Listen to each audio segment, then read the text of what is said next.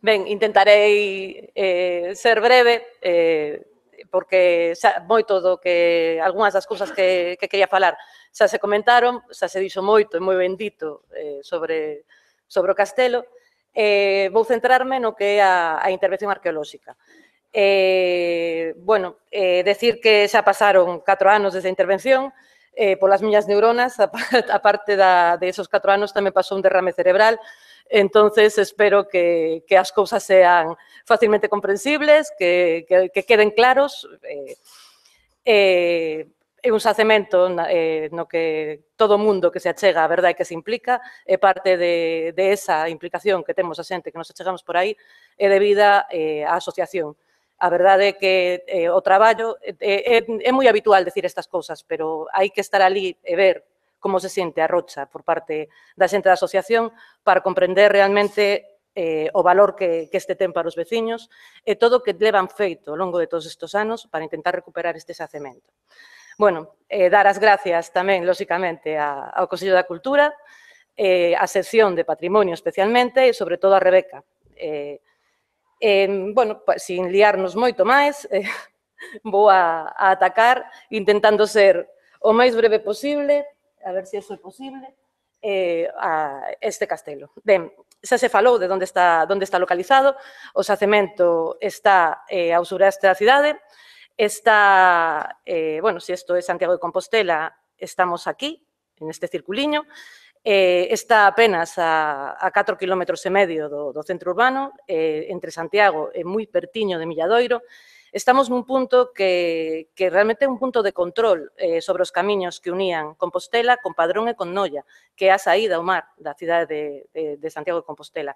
É un emplazamento estratégico de primeiro orden.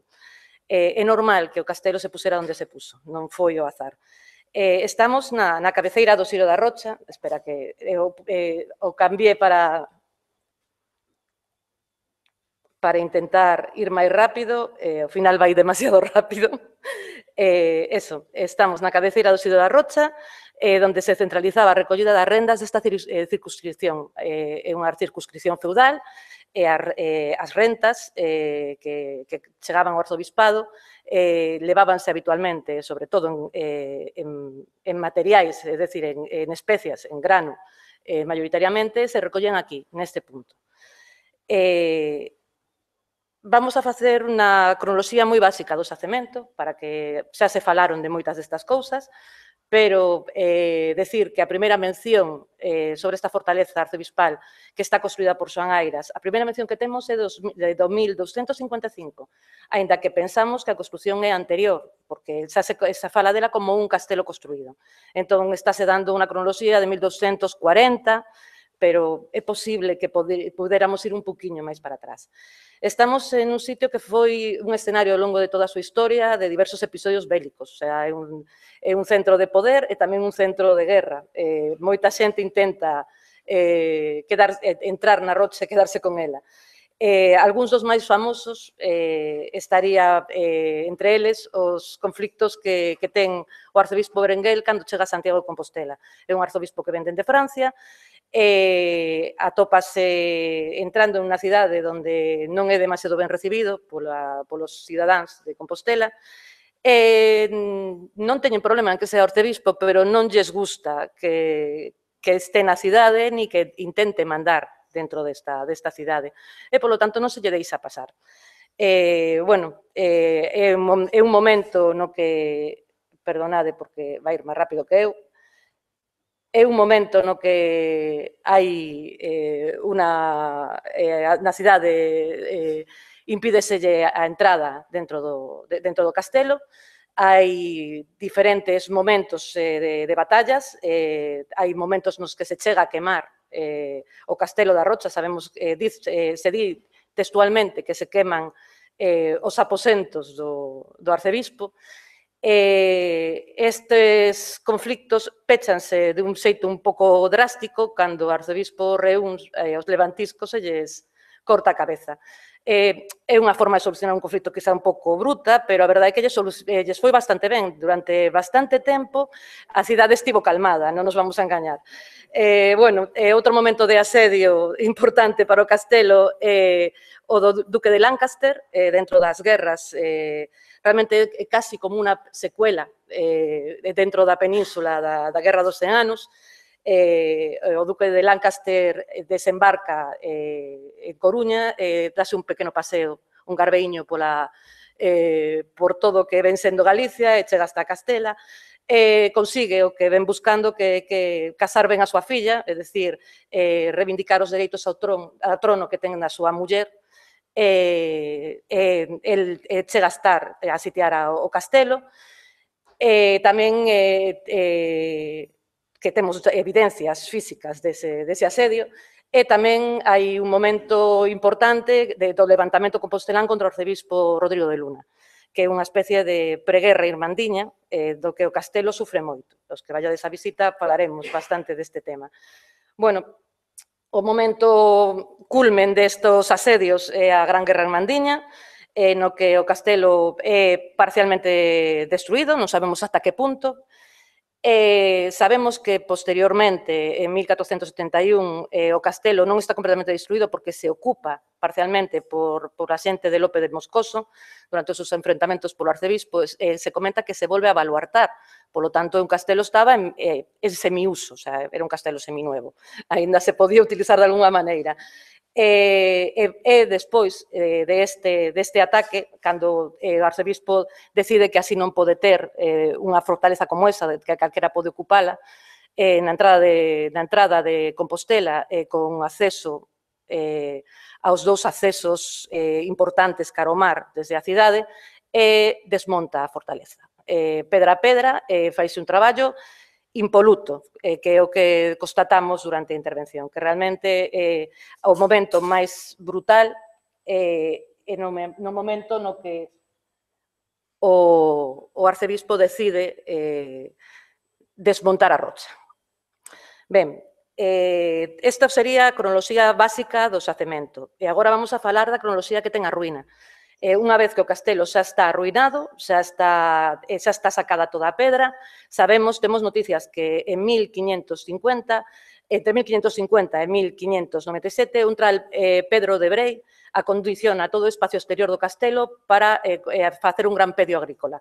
Lévase carretóns de pedra, me está mareando a mí isto, lévase carretóns de pedra, algo que sentimos moitísimo cando escavamos ali e que sentiremos algún día cando se intervenga na parte exterior do castelo, porque, polo que comentan, sacan carretas e carretas e carretas cheas de material. Despois desta gran afección que afecta ao exterior do castelo, porque o interior xa estaba devastado, sabemos que pode verse claramente no paisaxe que a seguinte afección brutal é a inauguración da liña férrea que impacta directamente sobre o castelo, alterando completamente o seu lateral nordeste. Vese perfectamente nesta foto, pero ali, xa enseño tamén Suso, o impacto é brutal. En 1876 se realiza a primeira excavación arqueolóxica, casi un século antes das que fixemos con posterioridade. En esta sabemos que eles teñen noticias de que furtivos que están buscando tesouros entre as ruínas e faise unha intervención en serio levada pola Sociedade de Amigos do País. Diferentes persoas participan, hasta Villamil Castro, un gran prohombre da arqueoloxía galega, é unha das persoas que participan nesta intervención, pero non temos datos, solamente sabemos que se fixo e tamén temos os restos desas catas. Pensamos que as localizamos, ainda que saberedes despois que resultaba difícil distinguir o que era unha cata arqueolóxica do que era un simple burato buscando pedra. Bueno, despois desta intervención hai un momento de relativa calma e ao seguinte impacto é o da liña de Fenosa, da que tamén se falou antes, que atravesa o xacemento e coloca un dos apoios sobre a mesma muralla do castelo e que foi un gran problema durante a intervención. No 2002, o Adif modifica o deseño da liña férrea para adaptarlo a alta velocidade E esta afección que está controlada, porque hai avaliaciones de impacto e hai diferentes traballos arqueolóxicos, afecta novamente sobre o castelo, porque é imposible ter controlado unha obra as 24 horas do día. É unha obra, cando pasa sobre un xacemento, como é este caso, que estaba sobre o xacemento, acabará impactando de algún xeito sobre ele. E tamén temos constatacións destas afecciones durante a excavación. A partir de 2002 hasta o 2006, tal e como se explicou aquí, a Universidade de Santiago de Compostela, gracias á presión constante dos veciños e axudados económicamente polo Concello, realiza unha serie de intervencións moi interesantes que poñen á luz unhas zonas moi amplias e axudan a que a xente comprenda a entidade que pode ter realmente este xacemento, porque desde fora apenas era perceptible, solamente os veciños que eran capaces de meterse nesos pasadizos dos que nos falaban, entendían que non era solamente esas 4 pedras que se veían en superficie, que aquilo era moitísimo máis. Gracias a esta intervención, durante todos estes anos, vese que realmente, gracias aos traballos sistemáticos, estamos ante un xacemento de unha entidade considerable, que realmente os textos quizás non estaban tan equivocados cando se falaba do millor castelo que existía naquel momento en Galicia. Despois destas intervencións, a última intervención que se realiza previa a esa grande intervención que realizamos no 2013 é unha intervención puntual de consolidación e restauración da empresa Terrarqueos, que tamén xa vimos as fotografías, porque a Universidade deixara sen acabar os traballos de consolidación. Durante todos estes anos non se fai nada máis hasta que realizamos esta gran intervención do ano 2013. Bueno, xa vistedes fotos de como foi a intervención da universidade, e tedes aquí do aspecto que tiña naquel momento o interior do castelo para que vexades a monumentalidade que empezaba a apreciarse no xacemento. Cando nos chegamos, en xullo de 2013, o xacemento era isto. Xa as intervencións das universidades estaban completamente desdibuixadas pola vegetación, quedaban os restos visibles de muros, pero resultaba moi difícil apreciar o castelo. Sabíamos o que había porque tiñamos as memorias, pero a verdade é que cando se deixa pasar un tempo e a vegetación cubre, os efectos son devastadores para percibilo. A intervención tiñamos que facer unha serie de cousas en un tempo récord, en apenas 4 meses tiñamos que deixar o xacemento, tal que así, que foi como quedou. O prego de condicións era tremendamente estricto, o Concello tiña moi claro todo o que quería facer, a intervención solamente foi unha mínima parte de todo o que se fixo. Fixeronse moitísimas outras cousas, xa se falou da prospección, xa se falou da página web, a señalización. A verdade é que ese diñeiro que se invirtió gastouse bastante ben, todo en un tempo tremendamente escaso. A verdade é que hai que agradecer a Lola a dilixencia que tiveron no Concello a hora de plantear a intervención, tiñan as cousas moi claras e fixemos o que pudemos. Para facer o que pudemos, nos atopamos con este xacemento que tedes aquí, as tremendas moreas que non sabíamos a que se correspondían, se eran pedras, se realmente debaixo había estructuras. Empezamos a cometer a intervención. Era unha intervención tremendamente complexa, tivemos que compaxinar o traballo de excavación coa restauración, non tiñamos tempo, como decíamos, eran 4 meses, e había que facelo sí ou sí, senón non se cobraba. Bueno, este é o equipo de traballo, había absolutamente todo, xente que fixo excavación, restauración, analíticas, estudio de materiales, estudio de fauna, bueno, era un equipo tremendamente complexo, unhas 50 personas en total estivemos no xacemento. O problema do tempo era o peor co que nos atopábamos. Tiñamos que facer os traballos de excavación arqueolóxica e restauración no mesmo momento e no mesmo lugar. Era terrible. E tiñamos esta liña eléctrica que nos impedía traballar. Non podíamos meter unha grúa, non podíamos meter maquinaria de gran porte, estábamos desesperados. A verdade é que o peor era intentar mover todas aquelas pedras. Fixemos o que pudemos. Utilizamos un manitú, utilizamos unha serie de elementos para intentar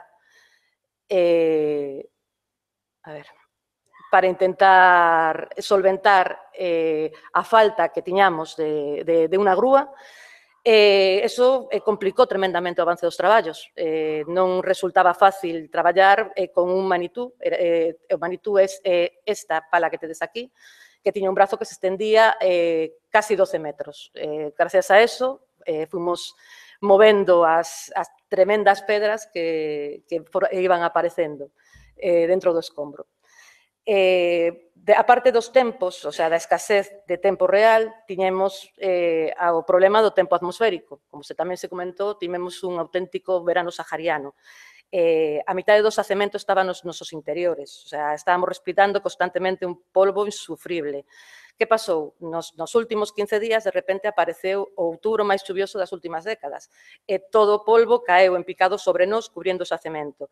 Foi horroroso, o sea, foi a última fase de excavación, a última fase de intervención de restauración e non dábamos feito. De verdad que o equipo de uno todo. O sea, hubo momentos en que pensábamos que aquilo non salía para adiante, a pobre Lola sufría moito, veía que aquilo cada día que pasaba pasaba unha nova borrasca, as cousas se ponían máis difíciles e pensábamos que non dábamos salido. Bueno, pero as cousas parece que fomos quen de sacarlas adiante. Iniciamos, como estaba dicindo, debaixo de toda esta capa de barro, conseguimos sacar o xacemento e vou a explicaros como foi para nós, dentro do que podo, do que se pode facer despois de pasado este tempo, como fuimos vendo aparecer as estructuras debaixo da maleza que cubría o xacemento. O primeiro que fixemos foi intentar recuperar todo o que xa estaba excavado, ver os perfiles e intentar facernos unha idea, aínda que xa tiñamos conocemento do xacemento, porque era unha intervención da universidade que xa coñecíamos, pois velo ali e saber que tiñamos que intervenir, as cousas cambian bastante. Empezamos co dese escombro. Pode sonar un pouco bestia decir dese escombro cando falamos dun xacemento arqueolóxico, pero que foi un dese escombro, porque debaixo das moreas de pedra que cubrían o xacemento, aquí vedes estas moreas de pedra de cascallo miúdo que cubrían absolutamente todo, encontramos novos niveles de pedra miúda e debaixo deles grandes pedras tamén de escombro. Bueno, nesta foto anterior podedes ver que entre estes escombros había cousas moi interesantes. Había restos arquitectónicos de gran valor, pero non deixaban de ser escombros, o sea, eran os restos desechados da xente cando estuvo interviniendo e levándose o castelo pedra a pedra, e deixou as cousas que non se podían levar. E, aínda que eran restos arquitectónicos, o seu contexto era completamente ningún. Era unha gran morea de pedras, desde as máis interesantes as máis podres, todas xuntiñas, creando estes niveles secuenciais de diferentes tipos de pedras amoreadas. Que pasou cando conseguimos, por fin, sacar todas estas pedras? Que había debaixo dos escombros? Aparte de máis escombros, como xa vos dixen.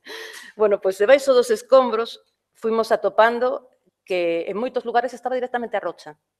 Como o seu mismo nombre indica, estamos nunha zona de rocha, un gran afloramento granítico no que se instala o castelo. Que máis tiñamos? Pois quedaban restos de algunhas estructuras. A verdade é que non tiñamos demasiado. O que quedaban eran os alicerces. Bueno, estou intentando poñer fotos onde se ven as zonas con e sin escombros, por exemplo, esta zona de aquí, unha vez retirados os escombros, como queda. O sea, unha vez que retiramos toda a pedra que enchía o xacemento, o único que nos encontramos é un lugar devastado, porque baixaron hasta donde puderon para sacar toda a pedra que necesitaban. Tamén había muros, unos muretes, e o que tíamos eran bolaños, moitísimos bolaños, que despois falaremos un poquinho máis deles. Estos muretes, ao principio nos despistaron moitísimo porque non sabíamos moi ben o que eran, e realmente eran muros de contención que se foron creando para facer a desmontaxe das pedras do castelo. Algúns tiñan bo aspecto, pero non tiñan argamasa, non tiñan absolutamente nada que nos dera a entender que era un muro de verdad. Estos son os bolaños. Realmente, os atacantes do castelo tiveron moito tempo e moita paciencia para facer todos estes bolaños e tirarnos ao interior do xacemento hasta que deixaron destrozado o castelo. Aquelo era un mar de bolaños. Os que algunha vez estivechedes na zona, vichedes como deixaron. Isto é un trabuquete. É realmente unha catapulta sofisticada que ten este mecanismo que o convierte en unha gran onda, que envía as pedras a gran velocidade e destroza todo o que atopa a seu paso. O sea, isto impactando unha pedra de 200 kilos impactando contra o muro, podes suponer o que significa. Bueno, debaixo dos escombros, como se estaba dicindo, tamén tiñamos en algúns lugares muros, nos quedaban os diferentes muros que marcaban a planta da antiga fortaleza. Como vedes, son muros, sí, pero son os muros que non se puderon levar. En moitos casos, ou pensamos que porque estaban cubertos de moreas, de pedras que caeron durante o ataque, e en outros casos, como parcialmente porque realmente esta zona estaba cuberta. O sea, en su momento, o chan viña a esta altura. E estos muros decidiron non facer gabias en outros sitios sí para recuperar estas pedras. Realmente a desmontase foi completamente concienciuda, clara, e hai que ter en conta que estaba dirixida pola propia catedral, o sea, o maestre de obras da catedral estaba dirixindo este traslado da fortaleza. Bueno, seguimos vendo cousas de como se estaba debaixo dos escombros, como sacaban toda aquela pedra que resultaba utilizable, e tamén en este caso, por exemplo, que despois vamos a ver, que sería a falsa braga, creemos que algunhas zonas realmente están así polo ataque. Resultou prácticamente imposible distinguir as zonas que en algúns pequenos, moi determinadas zonas, e que fuimos quen de saber se era unha zona que estaba afectada por un ataque ou era unha afección causada polo desescombro, pola desmontaxe realizada polo arzobispado. Pero a verdade é que resultou moi difícil facer esta distinción. Vemos estas estruturas, en este caso a falsa braga, debaixo dos escombros tamén encontramos estruturas subterráneas, similares ás que xa sacara a universidade no seu momento. Tapadas, en algúns casos, como este, en momentos posteriores de uso do castelo. Aquí está tapada con estos bolaños, sabemos, polo tipo de material que apareceu, que está taponada, posiblemente o amigo Brei foi o que decidiu taponar isto cando estivo acondicionando a zona, porque o material é xa do século XVI. Tamén había algunhas estruturas, moi poucas. Había muros que formaban pequenas salas e tamén algunhas estruturas moi extrañas, como isto que denominamos camiño, pero que a día de hoxe non temos moi claro que é. Pero despois volveré a incidir sobre el, de momento estamos facendo unha vista xeral. Apareceu en unha zona amortizada posteriormente do castelo, tiña era lineal, por eso lle chamamos camiño, ainda que non creemos que esa sexa a súa función.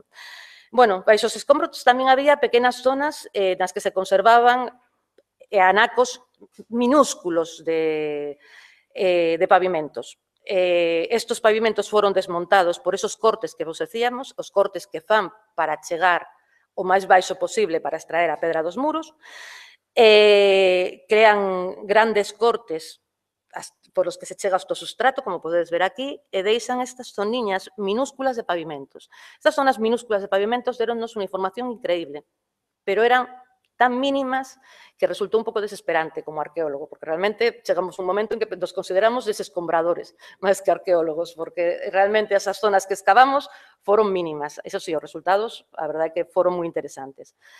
Que había en estos pavimentos? Pois en estos pavimentos o que había eran unhas secuencias tipo sándwich, imos a decir, donde aparecían niveis de uso, niveis de ataque ou de guerra, podemos definir, ou de incendios, non sei, o sea, niveles de destrucción, outro nivel de uso, outro nivel de destrucción, e en algúns sitios había sándwich que tiñan hasta 4 destas secuencias. Tamén temos cousas interesantes, como en estas son impactos de bolaños dentro dun pavimento. Vedes? Estos circuliños, aí sacamos pedras de bolaños. Tamén atopamos algo moi curioso que non esperábamos, que foi un silo. Foi o único que localizamos no xacemento. Recordade, que falábamos ao principio, de que aquí se traían todos os impostos para a catedral, parte desos impostos verían en gran. Bueno, é un silo clásico, tedes silos moi similares, por exemplo, podedes ao salir pasar polo Franco, tedes un sitio onde tedes silos moi similares a estos. Que máis atopamos? enterramentos. Que ten de especial este? Espera, vou a dar un segundiño. Este foi o primeiro dos enterramentos que localizamos. A verdade que foi unha sorpresa. A parte, gustoulle chamar a atención e apareceu un día que tiñamos visitas do anterior alcalde, como hubo varios. Donde estaba? Pois este señor estaba metido, o pobre, debaixo un bolaño. Vos acordades que antes vos dicen quedádevos con isto, que é ese muro, que tamén hai un bolaño. Pois este bolaño tiña debaixo este pobre home. Que sabemos deste pobre home? Pois que non morreu do bolañazo, que foi o que pensamos inicialmente. Realmente non é que tivera mellor vida, porque era moi novo, atopamos 3 enterramentos, todos eran de xente moi nova, ningún pasaba dos 25 anos, os corpos indicaban que pasaran momentos de bastante fame ao longo da súa vida, tiñan marcas de malformaciones debidas á malnutrición, o do bolañazo, pensamos que morreu dunha afección pulmonar. Non sabemos exactamente se foi eso que o matou ou non, pero a verdade é que estaba bastante enfermo. Sabemos que non pasaba dos 18 anos, según o estudio antropolóxico. Os 3, como decía, eran moi novos e tiveran vidas moi duras, problemas de crecimiento e desgastes nos osos propios de traballos duros. Estaban enterrados moi xuntos. Sobre esa estructura que vos decía, que era unha estructura lineal que non sabíamos moi ben como interpretar, que lle chamamos camiño, pois estaban colocados sobre ela. Por iso decimos que é unha estructura amortizada, é dicir, é unha estructura que xa non se usaba cando o castelo estaba en su pleno apogeo. Bueno, a parte da excavación, tivemos que realizar os traballos de consolidación, restauración e acondicionamento.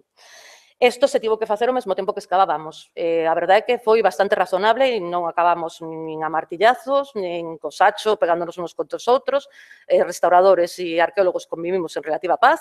Os traballos se fixeron a bastante boa velocidade. O máis importante do que se fixo, a parte dos traballos de consolidación, foi, sin duda, os traballos de canteiría. Se necesitou técnicos especialistas, hai arqueólogos que están moi interesados e restauradores que traballan con cantería, pero realmente contamos, pareceunos o máis fácil, con máis os canteiros para que fixeran o traballo. En todo momento seguimos as normativas básicas da restauración, nunca as partes restauraron, superaron aquelo que xa estaba, que se conocía, o sea, non dimos alturas demais os muros, aínda que sei que eso a algunha xente lle apetecería que os muros foran máis altos, porque a verdade, a nós tamén, pero de momento, mentras que non se cambien as cousas, era moi importante que mantivéramos simplemente traballos de consolidación, non de recreación. Bueno, utilizamos as pedras que aparecían dentro. Como vos dixen, casi todas se levaron. O arzobispo non iba a deixar a pedra ali. Pero moitas apareceron, moitas estaban caídas en esas zonas que vos decimos que parecen responder a momentos de batalla, foron recuperadas nas diferentes intervencións e tamén durante a nosa, e que, por certo, estaban en unha finca que prestara Carlos á universidade, moitas desas pedras se foron colocando, pero non foron suficientes. Había zonas, como por exemplo a zona das torres, onde as pedras facían esta forma, e se deberon de considerar especialmente interesantes, que se levaron todas. En este caso, que fixemos? Tivemos que utilizar pedras exóxenas, de fora do xacemento. Entón, escollimos o mesmo tipo de pedra, a pesar de que vexades que canta así, é o mesmo tipo de pedra, a colocamos no seu sitio, e despois o que fixemos foi un traballo na que embellecimos esas pedras. A verdade é que tivemos moitas dúbidas ao principio, pero non quedou relativamente ben. Pasado o tempo, a verdade é que cada día cantan menos, pero que tamén teñen que cantar, porque é importante que distingamos o que é original e o que pusemos nós. Por iso tamén en todas partes aparecen os elementos separadores que marcan hasta onde é obra original do propio castelo e a donde remontamos os restauradores e arqueólogos. Tamén decidimos que o castelo debería de ter o aspecto, foi unha decisión evidentemente consensuada tanto coa Arqueologa Municipal como coa Dirección Xeral de Patrimonio, o mesmo aspecto que tiña na última fase de uso. Polo tanto, hubo zonas que foi necesario recrecer. Entón, fixemos traballos nos que se reencheu. O xacemento podería ter no seu interior un aspecto máis monumental, onde se verían muros, pero realmente esos muros non son muros, son cimentacións. Por eso decidimos taparlos, pero están aí. Buscamos a forma de dar as cotas que nos pareceron as máis axeitadas, tendo en conta os lugares onde tiñamos pavimentos, intentamos que os pavimentos non quedaran á vista, ainda que algúns sí que quisemos que quedaran para que a xente pudera entender por que chegábamos hasta determinados niveis, e tapamos con sabre e consolidouse utilizando estas maquinitas para darlle... A verdade é que tamén tivemos dudas no seu momento, pero parece que está funcionando.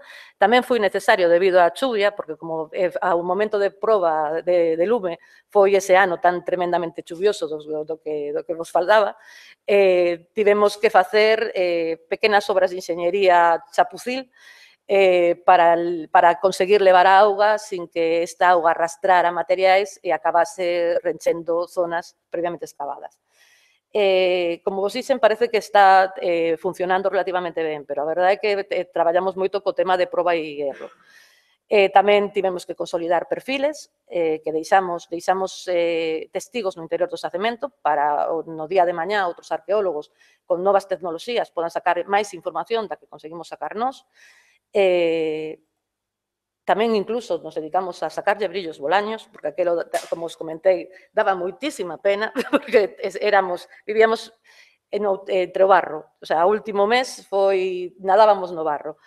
Pero a pesar deso, conseguimos deixar o xacemento relativamente pulcro, porque, como non podía ser menos, o mesmo día que entregamos a obra, apareceu o sol.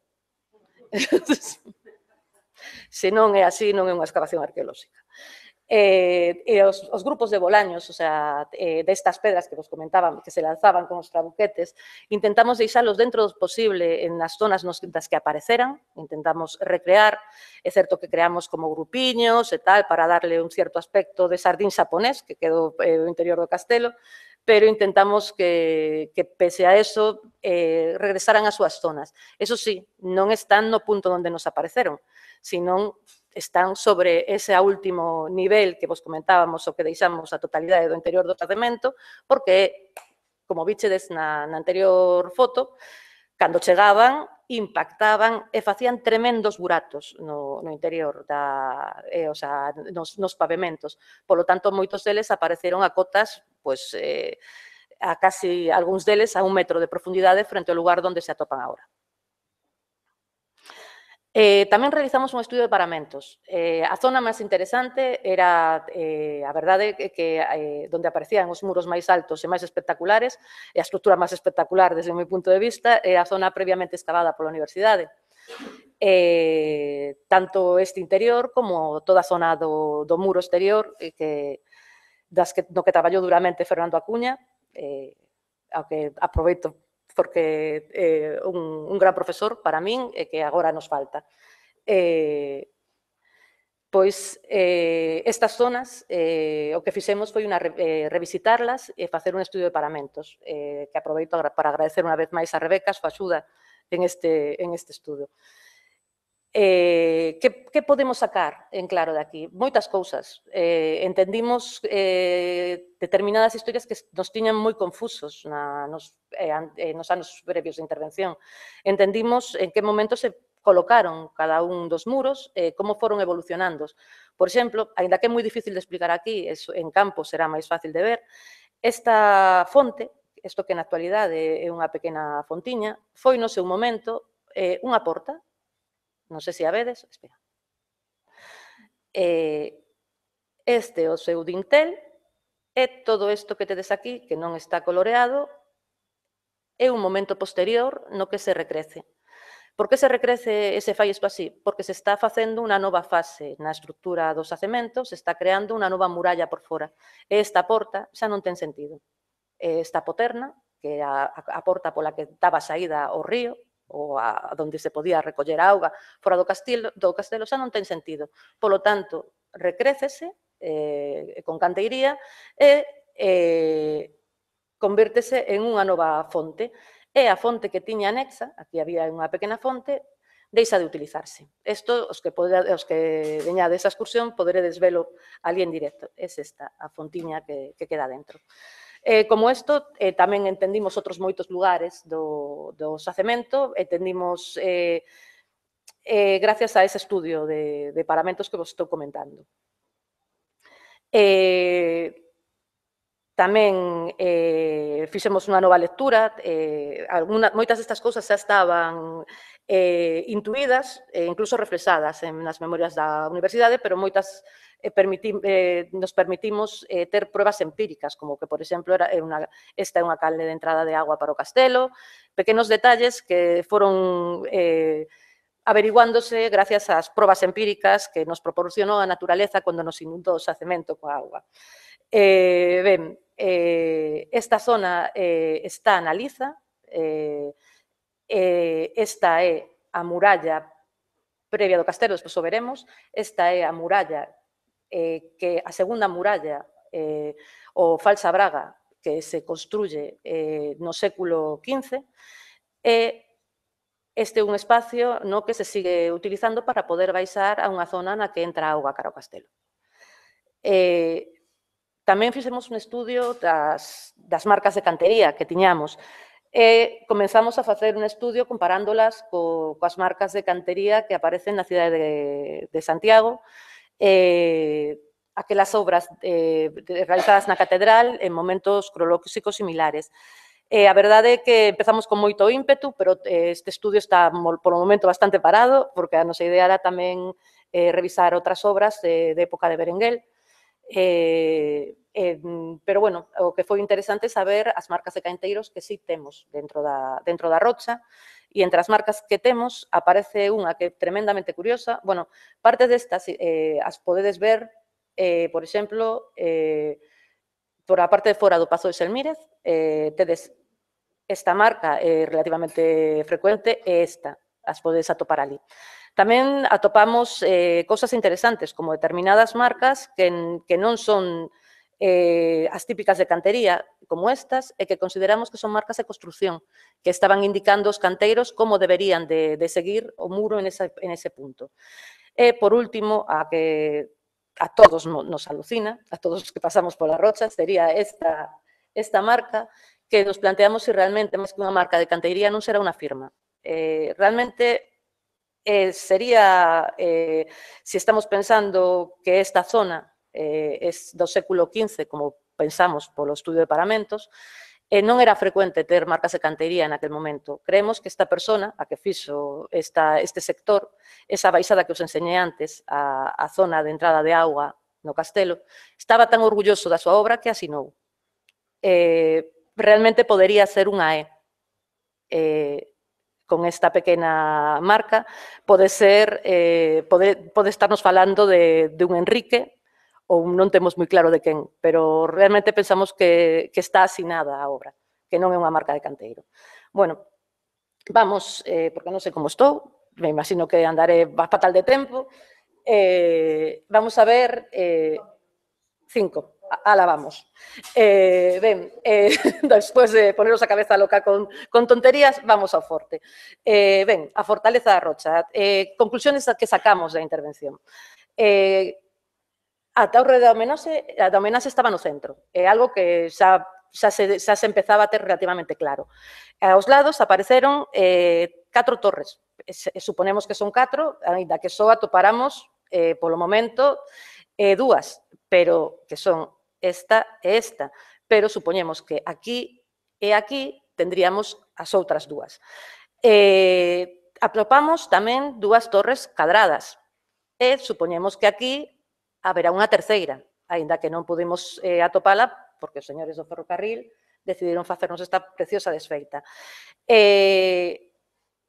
Atopamos, a ver, ben, os esmarco para que igual é máis efectivo, aquí atopamos a entrada que se atopara a universidade. Verificamos que realmente se trataba da entrada, aínda que no seu momento existira esta poterna, esta salida cara ao río tamén. Fuimos quen de ver a totalidade da falsa braga que rodeaba o castelo seguindo a súa mesma planta, todo por fora, e os restos dunha barbacá, que sería esta de aquí, que creemos que defendía o castelo todo polo seu lateral dianteiro, e deixando, e non sabemos como funcionaría, esta zona da entrada. Isto é importante a hora de plantearnos que é o que nos queda por excavar na rocha. É unha cousa moi interesante porque sabemos que en esta zona temos unha profundidade prácticamente, a ver, non sei que fixo, bueno, non sei que fixen, en esta zona da Barbacá sabemos que hai unhas escaleiras que, como aquelas que vos enseñei da Liza, baixan a unha saeteira. Vedes aquí, esta parte de aquí é un lugar desde o cal se apostaba un arqueiro, vamos a un saeteiro, máis ben, e sabemos pola profundidade que se atopa que isto actualmente está coberto de terra, que temos prácticamente 3 metros de terra que rodean o castelo e que están sin excavar. Vou a volver a recuperar. Estamos falando de isto. Estas son as escaleiras. Aquí, máis ou menos a esta altura en profundidade, estaría esa entrada, esa pequena saeteira do que os acabo de falar. É dicir, temos unha profundidade interesante pola parte de fora do castelo que aínda hai que excavar.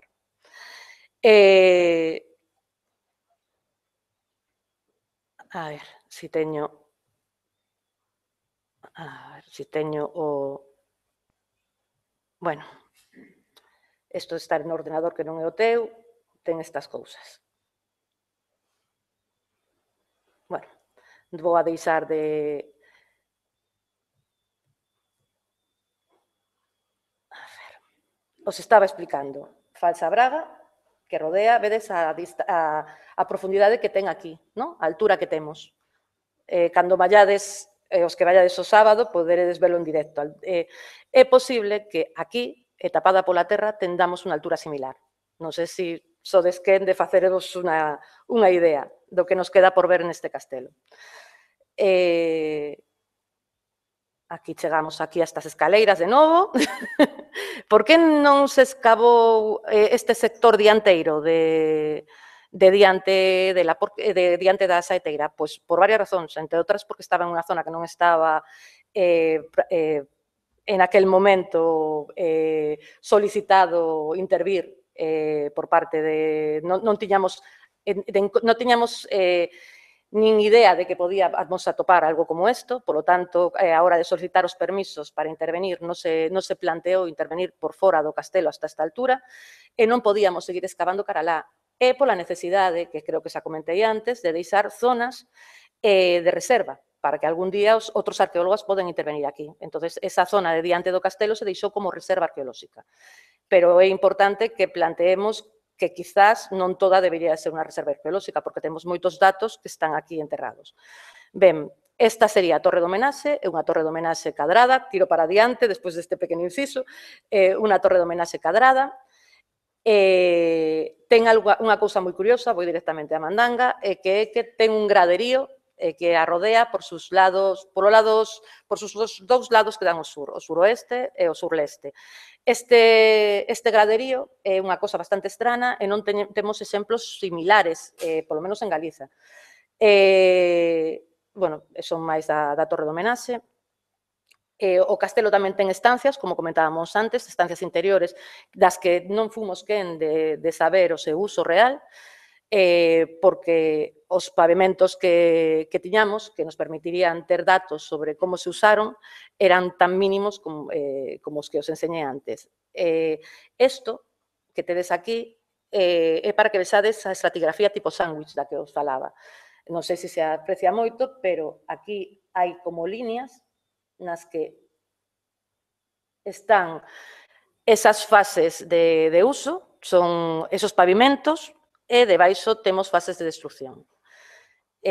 Sobre estas fases se crearon estructuras como esta, que lle chamábamos o poleiro, porque non pintaba nada en aquel castelo, unha estructura feita a toda prisa, en mamposte, e que posiblemente teña que ver con ese momento que vos comentábamos antes, no que o de Altamira decide aposentar os seus reales, nunca mellor dito, aquí no castelo.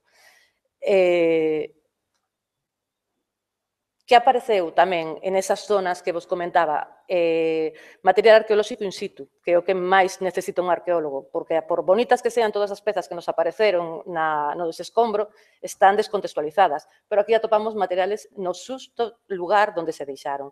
E atopamos cosas moi curiosas, como fragmentos dunha pía bautismal, restos do que semella ser a todas luces unha vidrieira, porque está feita en vidrio e en plomo. Atopamos tamén materiais suntuosos, moi ben labrados. Estas tres cousas aparecen en niveles arqueolóxicos en unha zona que nos pensamos que aquelo que pretenciosamente decía no periódico, os arqueólogos atopan a capela de Santa Eufemia. Ninguén lles dixo tal. Pero é certo, teñamos moitos boletos para que estivera aquí a capela. Evidentemente, non temos datos concluíntes. Simplemente temos unha serie de cousas que nos levan a pensar que sí, como tamén esos enterramentos situados moi próximos a ela. Para terminar esta zona, tamén temos fase moi posterior, porque este tipo de medallas, a medalla a San Bieito, empezan a popularizarse a partir do século finais do XVI, principios do XVII, estaba metida tamén en esta zona como se alguén intentase cristianizar ou sacralizar esta zona. É un potente elemento contra os demos, non é unha tontería calquera. Entonces, está colocado ali por algo, posiblemente porque consideraran que era unha zona aínda sagrada. Bueno, vamos a ver algúns materiais máis, apareceron dados, apareceron outros tipos de proxectís, non únicamente os grandes bolaños. Estos son unhas cousas que se chaman pedras de arremeso, que realmente son pedras coas que arremeter o contrario, é dicir, teñen a forma precisa para coller coa man, e ti podes ou arroxalas, ou cando un señor te sube pola muralla arriba, lle podes golpear con ela ata que te canses. Entonces, estas pedras non se tiñan constatado hasta o momento, máis que en determinadas zonas na provincia de Pontevedra son moi habituales tamén en Portugal, e apareceron amoreas na rocha, nas zonas nas que intervimos.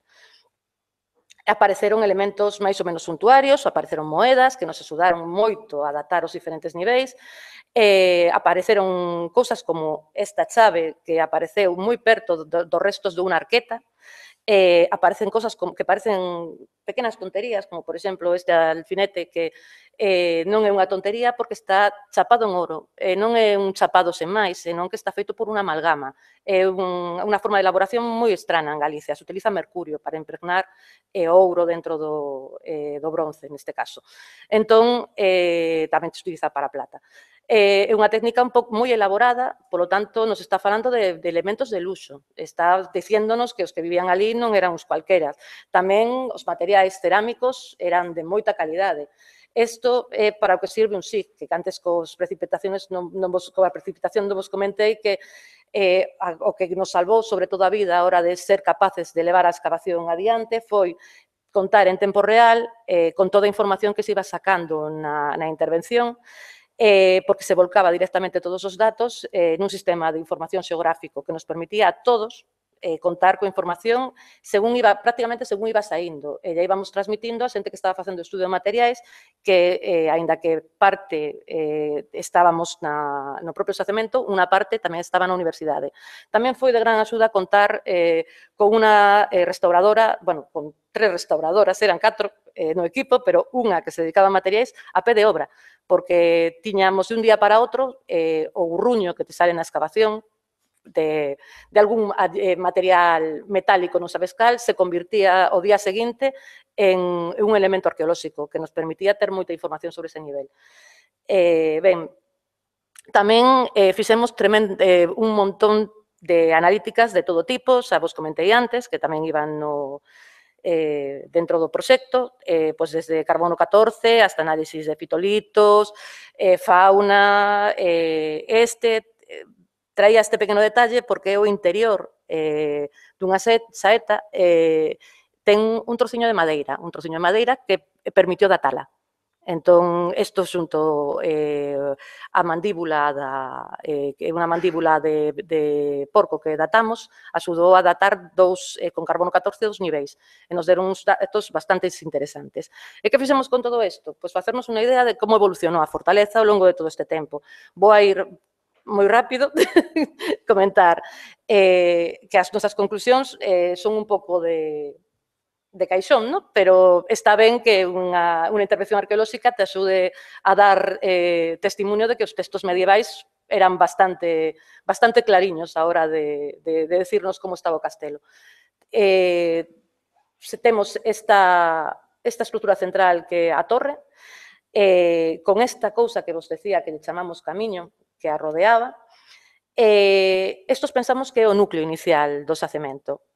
Non podemos asegurar que a torre convivira, o sea, existira antes de que realmente o castelo tivera a forma que despois vai adquirindo.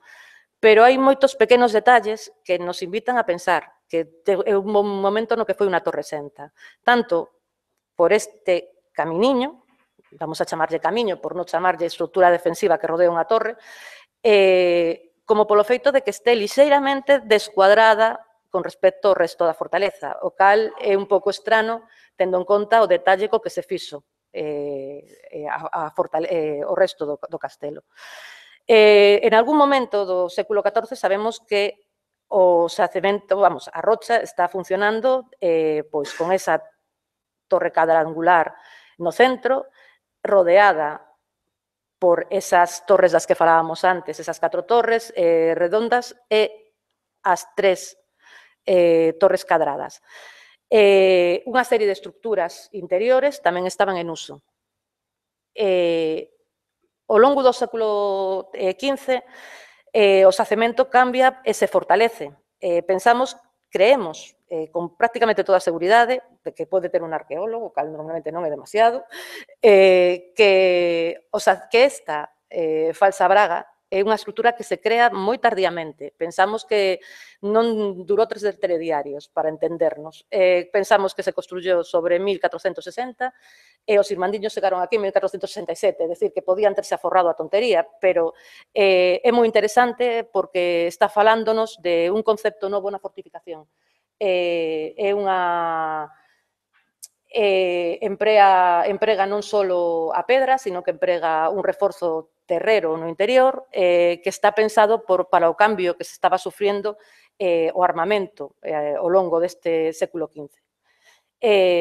Non lle serviu de nada, como digo, a Torre da Rocha non era unha torre que aguantara un asedio, era unha torre moi alta, polo que nos din os textos, claro, cando te pones a tirar pedras deste tamaño contra unha torre así de alta, o normal é que caiga.